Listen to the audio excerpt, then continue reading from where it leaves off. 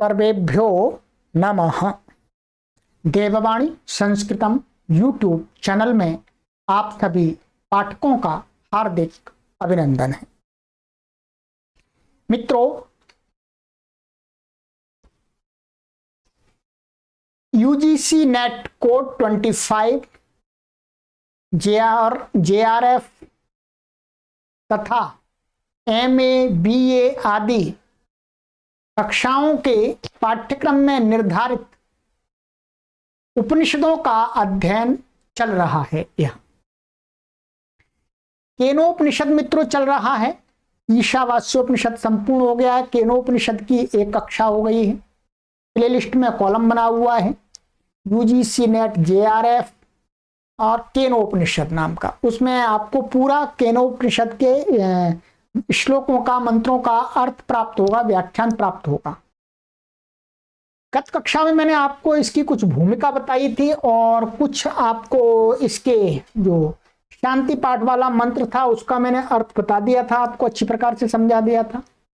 और 1, 2 और 3 मंत्रों का आपको मैंने व्याख्यान दे दिया था, अर्थ बता दिया था शब्दशः। ठीक है, जितना आपको चाहिए, क्योंकि आपको इसमें व्याकरण की दृष्टि से कुछ भी नहीं देखना है, केवल इसका अर्थ जानना है और एक बार इसकी आवृत्ति करनी है, आपके मस्तिष्क से एक बार गुजर जाए अच्छी तरह से। ठीक है, फिर आपको याद रह जाएगा। चलिए, अब इसमें वही प्रकरण चल रहा है ब्रह्म के बारे में कि जो मनुष्य संसार में गुरु उपदेश कर रहे हैं अपने शिष्य को। शिष्य ने पहले प्रश्न पूछा था, उसका उत्तर दिया था। ठीक है, अब उत्तर दे रहे निरंतर। तो यही कहा था कि वास्तव में ब्रह्म को पूरी तरह से तो कोई नहीं जानता, और जैसा जानता है वैसा उसको बोल भी नहीं सकता, किसी को बता भी नहीं सकता। समस्या यही है। ठीक है, इसी बात को हमको समझना है। ठीक है, तो अब आगे के श्लोक से भी यही बात बता रहे हैं कि चलिएगा भी देखते हैं, अपने आप मालूम पड़ेगा। गुरु कहते हैं शिष्य से कि भाई सुनो और सुनो। चौथा श्लोक, यद्वाचानभ्युदितं येन वागभ्युद्यते तदेव ब्रह्म त्वं विद्धि नेदम् इदमुपासते। सरल अर्थ है, कुछ कठिन नहीं है इसका।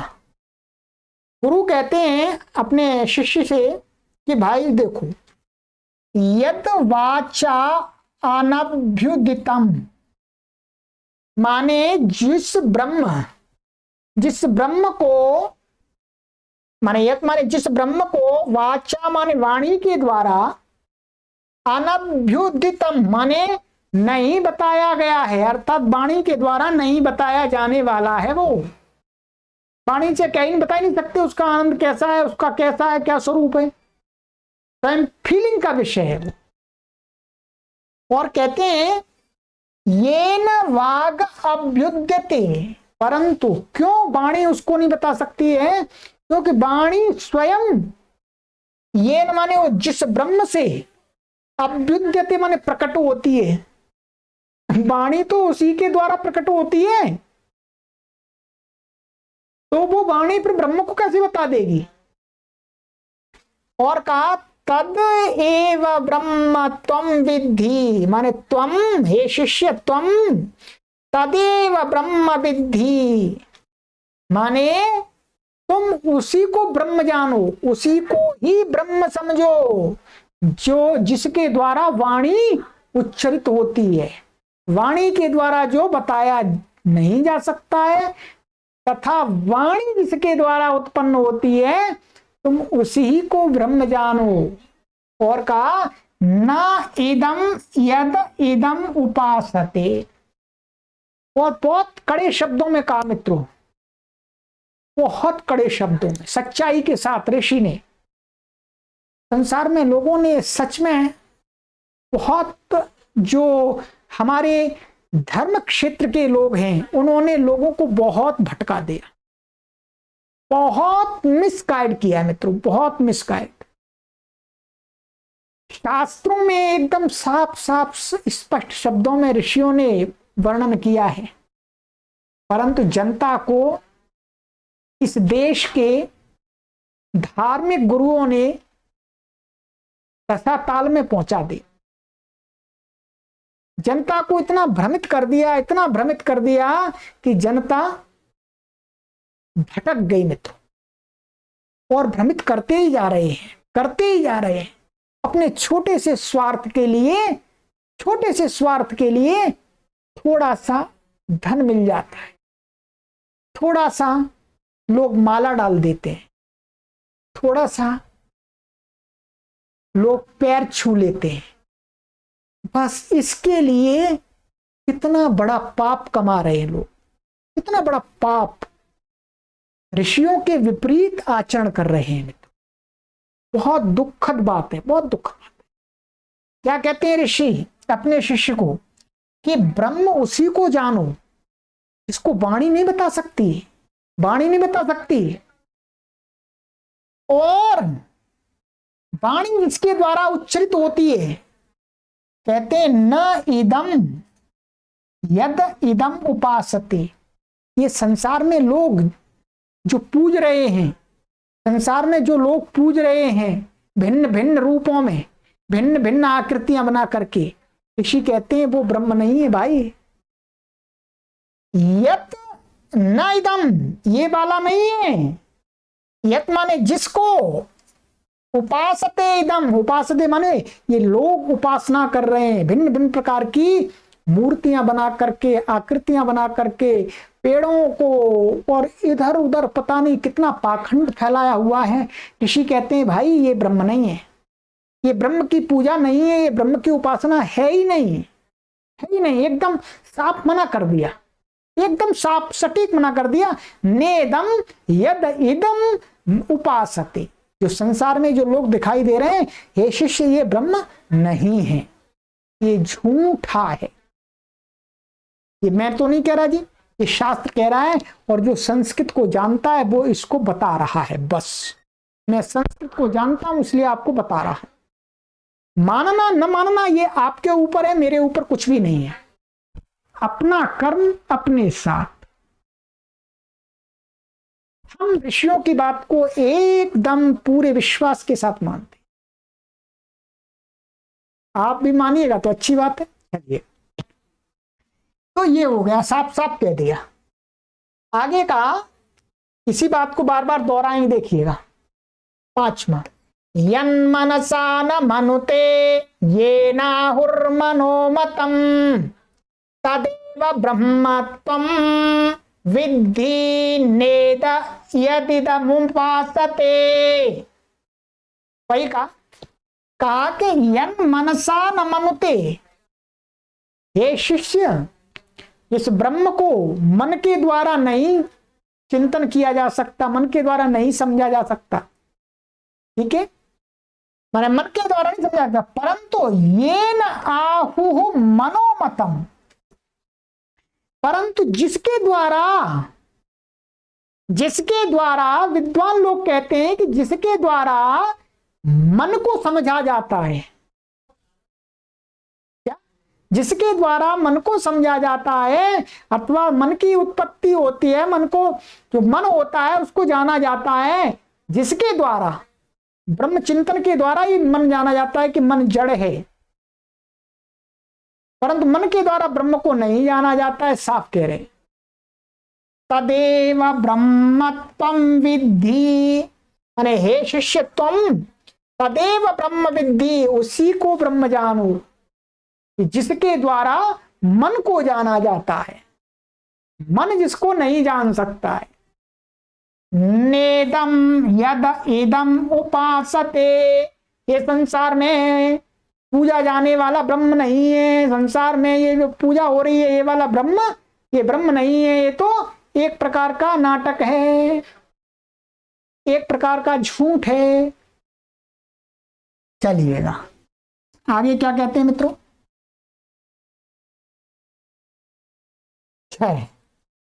यच्चक्षुषा न पश्यति येन चक्षुंषि पश्यति तदेव ब्रह्मत्वं विद्धि नेदम यदिदम उपासते। क्या कहा?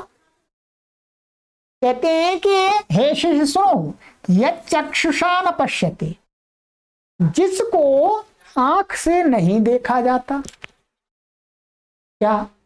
जिसको आंख से नहीं मनुष्य देखता, आंख से नहीं देख सकता मनुष्य। वही कहा यत माने जिसको, जिस ब्रह्म को चक्षुषा न पश्यति, मनुष्य साधक उपासक आंख से नहीं देख सकता इनसे। परंतु क्या? ये न चक्षुष पश्यति, परंतु जिसके द्वारा चक्षु को जानता है, जिसके द्वारा चक्षु को पश्यति का अर्थ है जानता है कि चक्षु कैसा है। तदेव ब्रह्म त्वं विद्धि, त्वं तदेव ब्रह्म विद्धि, तुम उसी स्वरूप वाले ब्रह्म को जानो, वही उसी ब्रह्म को जानो, वही ब्रह्म है जिसके द्वारा चक्षुओं का ज्ञान प्राप्त किया जाता। नेदम यद इदम उपासते, ये संसार में पूजा जाने वाला ब्रह्म नहीं है, ये तो झूठा नाटक है, इससे ब्रह्म की प्राप्ति नहीं होती है। नेदम यद इदम उपासते। आइएगा आगे, सातवां मित्रों, 7 यच्छ्रोत्रेण शृणोति येन श्रोत्रमिदं श्रुतं तदेव ब्रह्मत्वं विद्धि नेदं यदिदमुपासते। क्या कह रहे हैं? कह रहे हैं कि यत् श्रोत्रेण न शृणोति, जिसको कोई व्यक्ति कान से नहीं सुन सकता है। लाओ ब्रह्म की आवाज सुन ले। बहुत सारे लोग बोलते हैं, कैसे बोलते हैं, नाटक कैसे करते हैं, अरे जी आज मैंने ब्रह्म को सुना है, ब्रह्म मुझे ऐसा कह रहे थे, ऐसा कह रहे थे, बोलते लोग ऐसे बोलते हैं लोगों को भटकाने के लिए कि जब मैंने ध्यान लगाया तो ब्रह्म मुझसे कह रहे थे, मैं सुन रहा था ध्यान लगा करके, जैसे कि ब्रह्म बोल रहा हो। कहते हैं यत् श्रोत्रेण शृणोति, माने साधक उपासक कोई भी व्यक्ति जिस ब्रह्म को श्रोत्र से नहीं सुनता है, श्रोत्र से सुना जाने योग्य नहीं है वो, परंतु ये न श्रोत्रमिदं श्रुतम, परंतु जिसकी शक्ति से ही श्रोत्र को जाना जाता है कि श्रोत्र कैसा है, उसका गुण कर्म स्वभाव क्या है। कहते हैं तदेव ब्रह्मत्वं विद्धि, हे शिष्य तू उसी को ब्रह्म जान। नेदम यदाइदम उपासते, ये वाला संसार में पूजा जाने वाला ब्रह्म नहीं है, इसके चक्कर में मत फंस जाना, नहीं तो नैया डूब जाएगी, जन्मों जन्मांतरों भटकना पड़ेगा, नीचे योनियों में जाना पड़ेगा, इसलिए इसको ब्रह्म मत जानो हे शिष्य। आइएगा, इस खंड का ये अंतिम श्लोक और है 8। यत् प्राणेन न प्राणिति येन प्राण प्रणीयते तदेव ब्रह्मत्वं विद्धि नेदं यदिदमुपासते। क्या कहा? ये शिष्य और सुनो, यत् प्राणेन न प्राणिति, कहते हैं जो प्राण, हमारी जो प्राण वायु है मनुष्य का, प्राणियों की, उससे वो प्राणित नहीं होता है, माने हमारे प्राणों के द्वारा उसका जीवन नहीं चलता है। ये न प्राण प्रणीयते, परंतु क्या होता है उल्टा है, जिसके द्वारा हमारे प्राण चलते हैं, माने जिसके द्वारा हमारे प्राण चलते हैं, हमारे प्राणों से ब्रह्म नहीं चलता है, ब्रह्म की सत्ता नहीं होती है, हमारे प्राणों की सत्ता उसके द्वारा होती है, उस ब्रह्म के द्वारा। का त्वम माने हे शिष्य तो तदेव ब्रह्म विद्धि, उसी प्रकार के ब्रह्म को जान, उसी को ब्रह्म जान। नेदम यदिदम उपासते, ये संसार में पूजा जाने वाला भी झूठा प्रचार प्रसार कर रहे हैं, आकारवान मूर्तियों को बना करके लोगों को भटका रहे हैं, इसको ये ब्रह्म नहीं है, साफ साफ कह दिया। इतने ऋषि महान बार बार नमन करते हैं, कोटि कोटि नमन करते हैं कि इतनी सच्चाई से ईमानदारी से बात को कहा मित्र। बताइए कौन कह सकता है?